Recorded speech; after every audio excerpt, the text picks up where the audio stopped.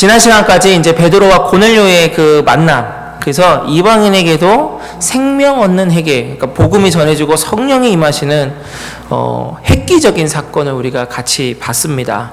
근데 이제 오늘부터 보는 이제 내용들에 또 하나의 획기적인 사건이 나오는데, 그것은 바로 안디옥 교회가 등장합니다. 우선 안디옥이라는 지명부터 잠깐 설명해 드리자면, 알렉산더 대왕이 이제 죽고 난 다음에 이제 그의 휘하 장군들로 이제 이게 약간 분열이 됩니다. 그 중에 셀레우코스 1세라는 사람이 중동 지방을 이제 다 석권합니다. 그리고 자기 이름을 따서 셀레우코스 왕조를 세우는데, 자기 아버지인 그 안티오쿠스의 이름을 기려가지고 자기 그 지배하는 땅에 16군데에다가 안디옥이라는 이 이름의 도시들을 건설합니다. 그 오늘 등장하는 안디옥은 그 중에 예루살렘에서 북쪽으로 약 480km 정도 떨어진 수리아에 있는 안디옥입니다. 그래서 수리아 안디옥입니다. 지도 보이시죠? 예. 그 이후에 오랜 시간을 거쳐서 안디옥은 지금 이제 터키라는 나라 안에 들어가 있습니다. 근데 지금 현재 그 터키 안에 있는 나라에 이 안타키아라는 도시인데 30만 명 정도 산대요. 근데 놀라운 것은 요때, 그러니까 요 지금 성경의 요 배경 때는 30만 명보다 더 많은 사람들이 살았는데, 역사가 요세푸스에 의하면 무려 50만 명이 살았답니다. 그때 당시에. 예. 그래서 로마, 그 다음에 알렉산드리아에 이어서 세 번째로 큰 도시였답니다. 어마어마하게 큰 도시죠. 이렇게 큰 대도시에 교회가 세워진 것이 획기적이라는 게 아닙니다, 여러분. 거긴 세 가지 이유가 있는데, 첫 번째, 안디옥 교회는요, 이방인, 순수 이방인들을 통해서 최초로 세워진 교회. 두 번째는 여기 안디옥 교회에서 바로 그 위대한 사도 바울이 배출됐다는 거. 그 다음에 세 번째, 나중에 이제 이것도 설교 한번 할 텐데, 비로소 그리스도인이라 불려진 교회가 바로 이 안디옥. 그러니까 세상 사람들이 이 교회 사람들을 보면서 저 사람들은 진짜 그리스도인이야 라고 했던 최초의 교회가 바로 이 안디옥 교회라는 것입니다. 이렇게 획기적인 교회, 어마어마하고 대단한 이 교회가 여러분 아주 어마어마하고 대단한 사람들로 시작했을 것 같은데요. 근데 오늘 성경을 보면 전혀 그렇지가 않습니다. 자, 이제 본문으로 돌아와 보겠습니다. 19절을 보니까, 자, 어떻게 이 안디옥에 복음이 전해지게 됐는가? 시작이 어디로 나면 우리 예전으로 거슬러 이제 다시 뒤로 빽해가지고 스데반 집사가 돌에 맞아 죽고 난 다음에 이제 예수 믿는 사람들에 대한 핍박이 막 예루살렘에 이루어지니까, 그때 예루살렘에 살던 사람들이 그 핍박을 피해서 이렇게 곧 다른 지역으로 이렇게 도망가게 됩니다. 그 중에 이제 구브로와 구레네 몇 사람이 이렇게 되어 있습니다. 이 사람들도 그때 당시에 그 지역을 벗어나서 도망하다 보니까 이게 이제 수리아 안디옥이라는 북쪽으로 약 400km 이상 떨어진 곳까지 오게 된 것입니다. 자, 그런데 이렇게 획기적인, 역사적으로 아주 중요한 안디옥 교회를 최초로 세운 그 도구로, 역할로 세워진 사람은 몇 사람인데요, 또 이름도 안 밝힙니다. 자, 그런데 사도행전의 저자가 누구죠? 여러분 누구죠? 누가죠? 누가의 직업은 의사였습니다. 의사가 덤벙대고 막 이럴까요? 아마 의사는 성격 자체가 아마 최소한 되게 세밀한 것도 세심했을 겁니다. 또한 누가는요, 단순하게 그 누군가로부터 얘기를 듣고 그냥 이렇게 글로 정리한 사람이 아니고요, 누가는 사도 바울하고도 일정 기간 같이 했을 정도로 이 동시대에 살아면서 요거를 기록했던 사람입니다. 그렇다면 충분히 이 안디옥 교회의 이 몇 사람이 누군지를 알 수 있었을 텐데, 희한하게 누가는 이 사람들의 이름을 기록하지 않습니다. 왜 그럴까? 아무리 곰곰이 생각해봐도 이 대답이 제일 맞을 것 같습니다. 이 사람들이 원치 않았을 것입니다. 아마 이 몇 사람이라는 사람들은 그만큼 하나님 앞에 자신들의 이름이 이 시대에 들어가는 것보다는 자신의 이름은 바로 저 천국에서 하나님이 알아주시기를 원하고 이 땅에서는 그저 자신의 이름 겸손하게 드러내지 않고 싶었을 것입니다. 어쩌면 이 겸손한 이 진정한 이 그리스도인들이 세운 이 안디옥 교회, 그랬기 때문에 이 안디옥 교회를 통해서 비로소 그리스도인이라라는 칭송이 시작될 수 있지 않았을까라는 생각도 해보게 됩니다. 자, 그런데 정말 더 놀라운 것은 이방인들 최초로 세워진 이 교회가요, 놀라운 부흥을 하기 시작합니다. 그것이 바로 오늘 읽었던 마지막 절이었던 21절입니다. 주의 손이 그들과 함께 하심에 수많은 사람들이 믿고 주께 돌아오더라, 이것입니다. 아무리 겸손하고 아무리 하나님 앞에 드러나기 싫어하는 그러한 순수한 사람들이 이 안디옥 교회의 최초의 시작이었다 할지라도 여러분, 이 부흥의 역사는 바로 주의 손이 그들과 함께 하셨기 때문입니다. 바로 그때 안디옥 교회는 놀라운 교회로 성장하게 된 것이죠. 80세가 되기까지 모세는요, 미디안 광야에 양치는 한 사람이었습니다. 홍을 단신 도망 나왔기 때문에 장인에 그 소속되어 있는 양을 치던 사람이죠. 그렇기 때문에 그가 실질적으로 갖고 있는 거라고는 아무것도 없습니다. 그런 모세에게 근데 유일하게 그의 손에서 떠나지 않았던 게 하나 있었는데요. 그것이 바로 양칠 때 쓰는 지팡이입니다.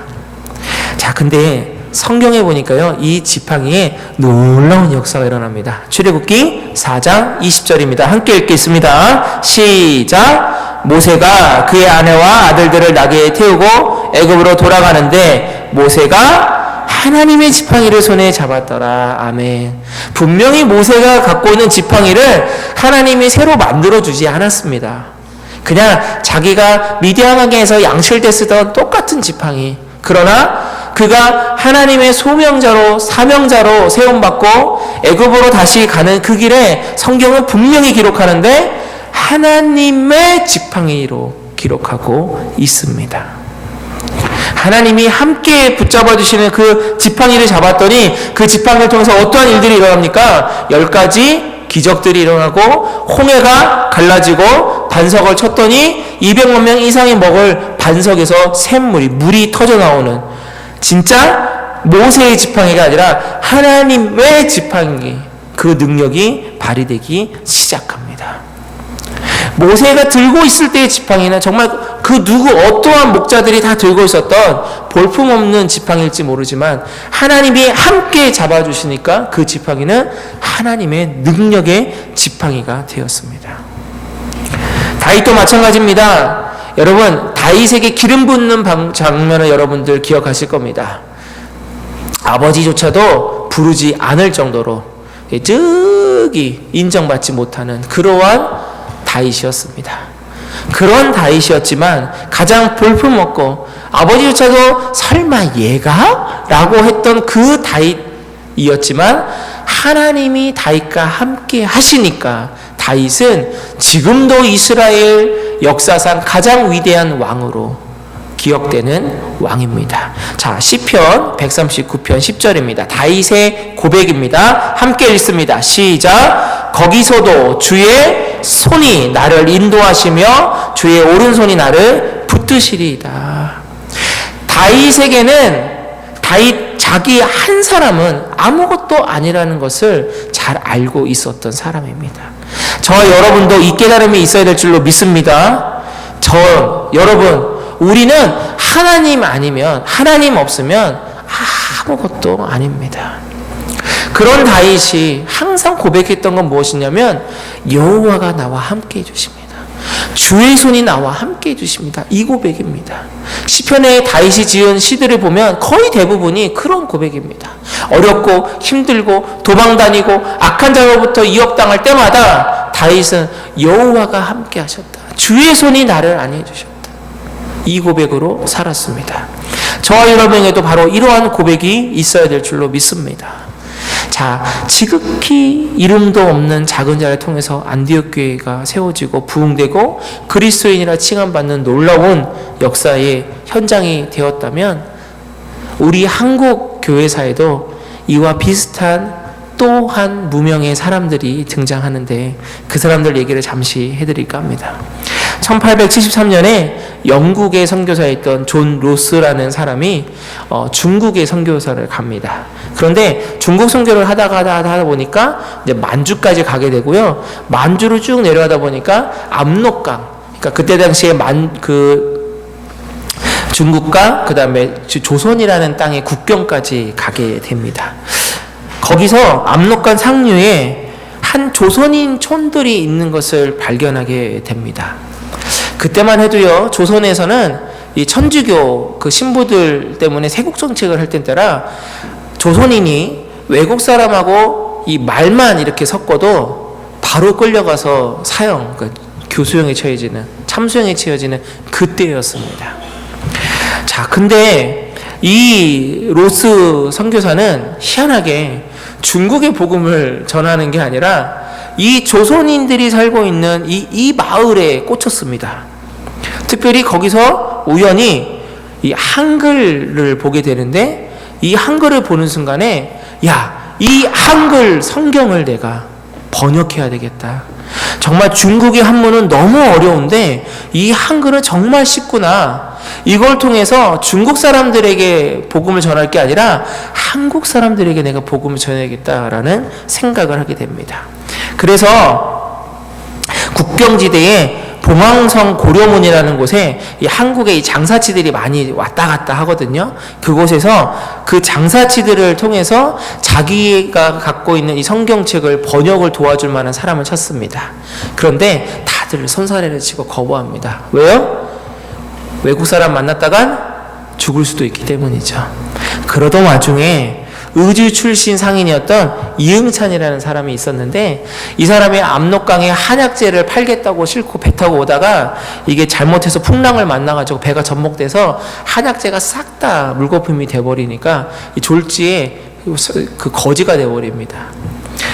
그러다가 이 선교사를 만나니까 지금 당장 자기 목숨 연명하기도 힘든 처지니까 여러분 이럴 때 하는 말이 있죠? 이래도 죽고 저래도 죽고 어차피 죽을 인생. 그래서 이 선교사를 도와서 자기가 성경 번역을 도와주기로 합니다. 자, 다행히 이 이응찬이라는 사람이 한학에도 조예가 깊어가지고 이게 서로 한국말을 알려주고 이 선교사는 또 한국말을 배워가면서 서로 이렇게 알려주면서 번역을 하기 시작하는데 처음 번역한 게 무엇이냐면 바로 누가복음이었습니다. 그러다가 이 점점 이 번역이 많아지면서 이 이응찬이라는 사람이 어떻게 하냐면 고향 친구 3명을 또 불러서 총 4명이 합류합니다. 근데 이 고향 친구 3명의 이름이 없어요. 그래서 누가복음 해가지고 마태, 마가, 요한, 사도행전, 로마서까지 번역을 합니다.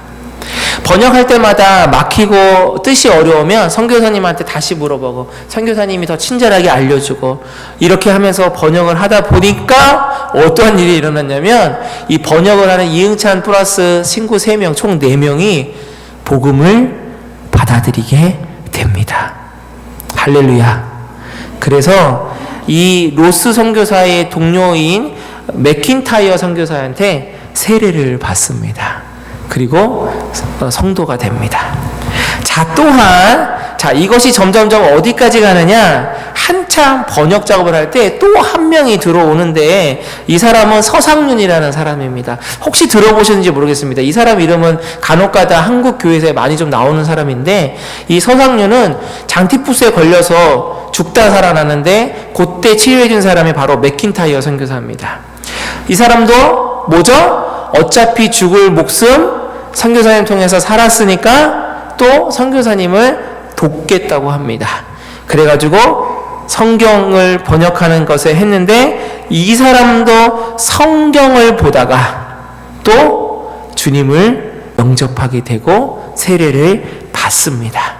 특별히 이 서상윤이라는 사람이 어떠한 일을 하냐면 그 전에 있던 4명은 이 이 북쪽 사람, 평안도 사람이라서 번역을 하는데 약간 그 평안도 언어가 많이 들어간 거죠. 그런데 이 서상윤이라는 사람은 아주 똑똑한 사람이라 이 평안도 사투리를 다 공식적인 이 한양말로 다시 고쳐줍니다.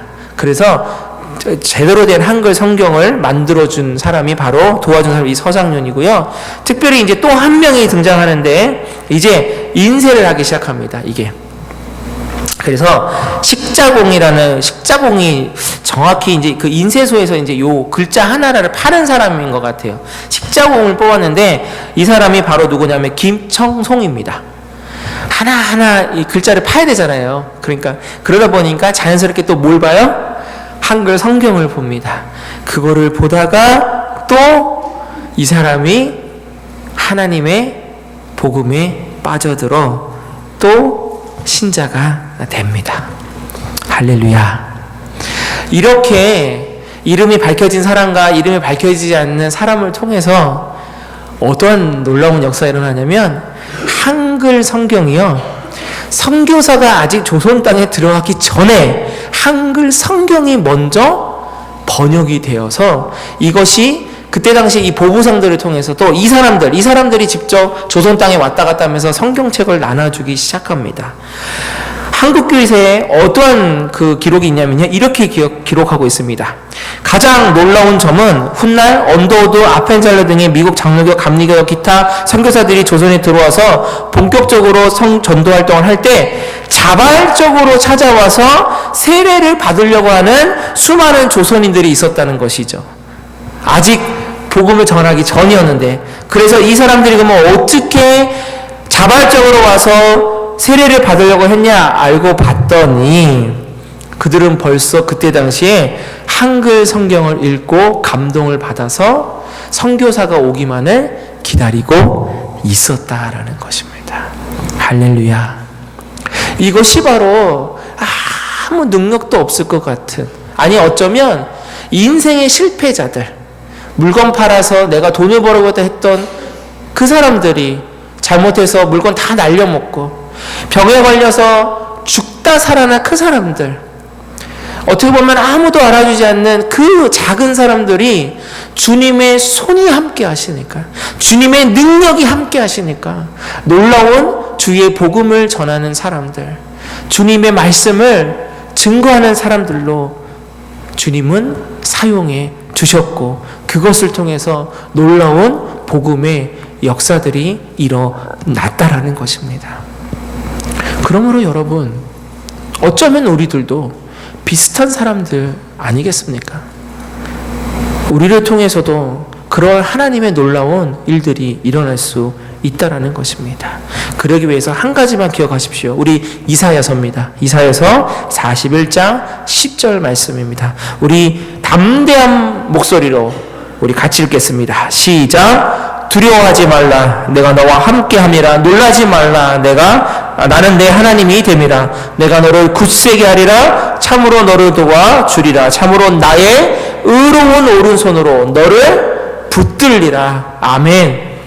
사랑하는 성도 여러분, 진짜 기적은 무엇일까 생각해 봅니다.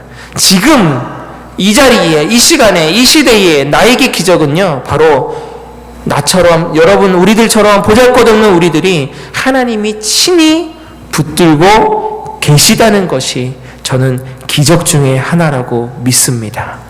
이제 우리가 해야 할 것은 무엇입니까? 하나님은 손을 내밀어 주셨고 이제 그 손을 바로 우리가 붙잡는 일이 남아 있습니다. 우리의 삶 속에서 말씀과 기도를 통해서 하나님의 손에 붙드십시오.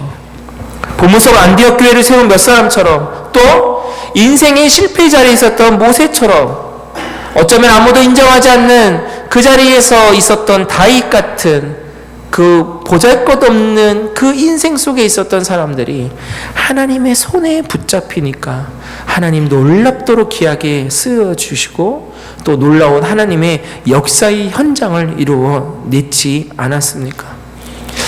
지금 우리는 누구의 손을 붙들고 계십니까? 누구의 손을 의지하고 살아가십니까? 만약에 여러분, 지금 여러분이 그 어떠한 사람의 손을 붙들고 의지하신다면 분명히 말씀드리지만 그것은 헛되고 헛될 뿐입니다.